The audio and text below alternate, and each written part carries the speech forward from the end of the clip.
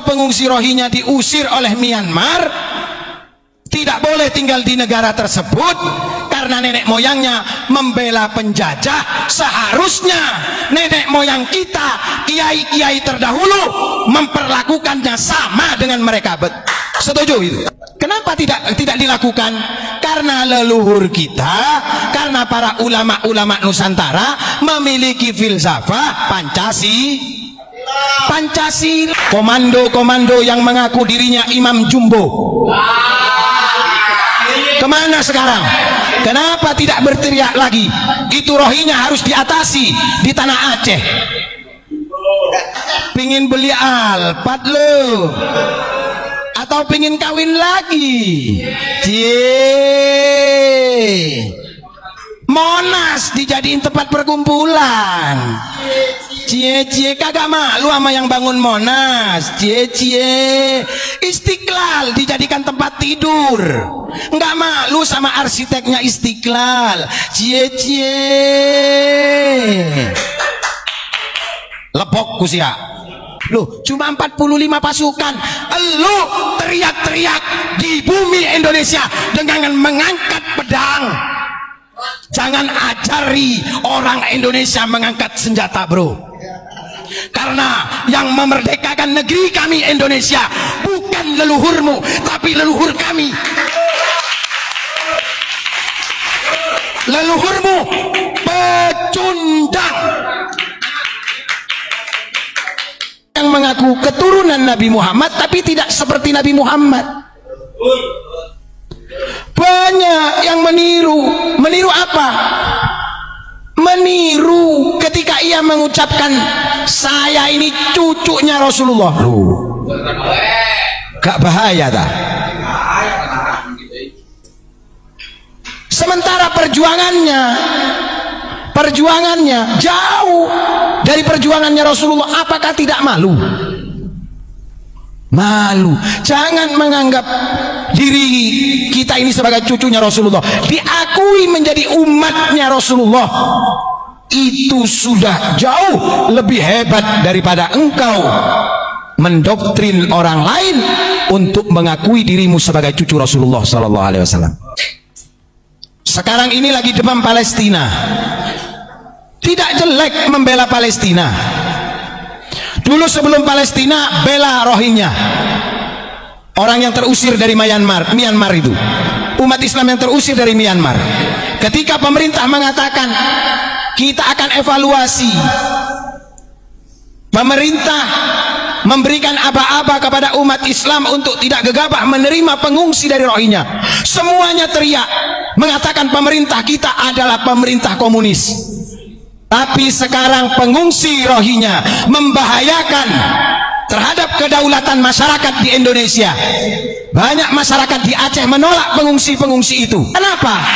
Mereka seagama tapi tidak senasionalis dengan kita. Mereka ingin dimanja, mereka ditampung di Bangladesh karena di Bangladesh harus kerja. Mereka memilih tinggal di Aceh karena didanai oleh kelompok-kelompok mereka yang mengkoordinir dari pengungsi-pengungsi itu, dimanjakan di Indonesia. Tujuannya nanti ingin menguasai dari sebagian tanah air Republik Indonesia. Kenapa? Mereka seagama tapi tidak senasionalis dengan kita. Mereka ingin dimanja, mereka ditampung di Bangladesh karena di Bangladesh harus kerja. Mereka memilih tinggal di Aceh karena didanai oleh kelompok-kelompok mereka yang mengkoordinir dari pengungsi-pengungsi itu, dimanjakan di Indonesia. Tujuannya nanti ingin menguasai dari sebagian tanah air Republik Indonesia. Ternyata tim investigasi berhasil. Kenapa kok pengungsi Rohingya, mohon maaf, kita tidak menyindir ini saudara seiman, tidak, tapi ini adalah masalah mentalitas dan karakteristik. Gen mereka bukan gen Nusantara yang kakinya diinjak orang Jawa, kakinya diinjak masih minta maaf. Gen mereka ketika mereka diberikan makan saja tidak sesuai dengan porsi mereka, mereka protes, padahal mereka tidak kerja. Sementara pribumi yang ada di Aceh harus kerja kuli bangunan, bahkan rela memulung rosokan, memulung sampah untuk didaur ulang, dijual kembali demi sesuap nasi. Pengungsi Rohingya yang katanya kalau ditolak negara ini dipimpin oleh komunis. Komando-komando yang mengaku dirinya Imam Jumbo kemana sekarang? Kenapa tidak berteriak lagi?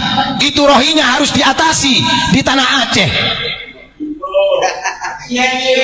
Ketika mereka sudah berulah di negeri kita tercinta ini, kita ini memang memiliki ukhuwah Islamiyah, ukhuwah Basoriyah, dan ukhuwah Watoniyah. Investigasi mendapatkan satu fakta di lapangan sejarah, bahwasanya nenek moyang dari saudara kita Rohingya itu dulu ikut dengan tentara Inggris menjajah Myanmar. Loh, ternyata ini permasalahannya. Kenapa ditolak oleh Myanmar? Ulama Indonesia punya porsi kalau mau ngurusi ini. Kenapa? Karena Myanmar itu termasuk Nusantara. Ini kita kalau mau belajar sejarah, kenapa kok kita tidak boleh melupakan sejarah? Kita jangan jadi umat Islam yang klimaks dini, ejakulasi dini, sedikit-dikit marah, gampang terprovokasi. Kita tidak tahu maksud dan tujuan mereka datang ke sini. Ketika sudah ditampung di sebagian tanah Republik Indonesia, mereka berbuat ulah. Sementara mereka datang ke sini mencari suaka hukum. Mereka pengungsi. Sama yang dilakukan di tahun 1800-an.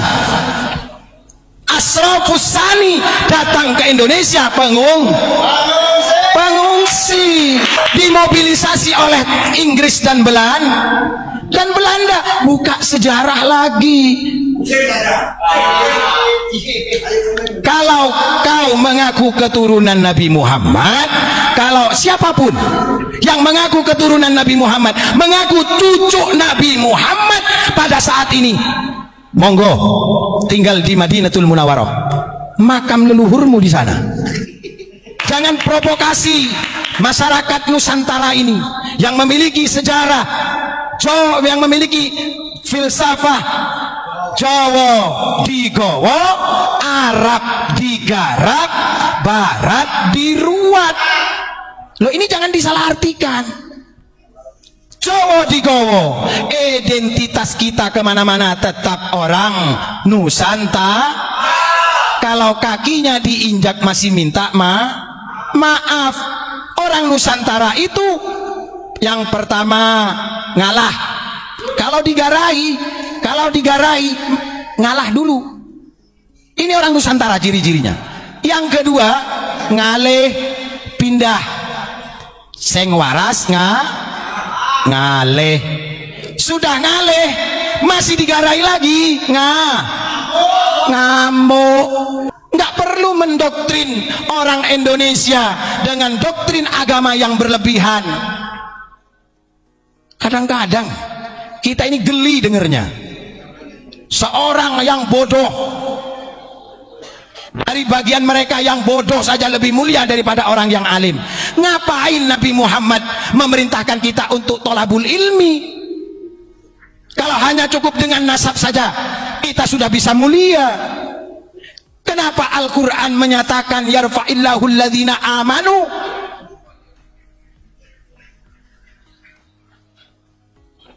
Sementara hanya bandrolan nasab saja kita sudah bisa mulia.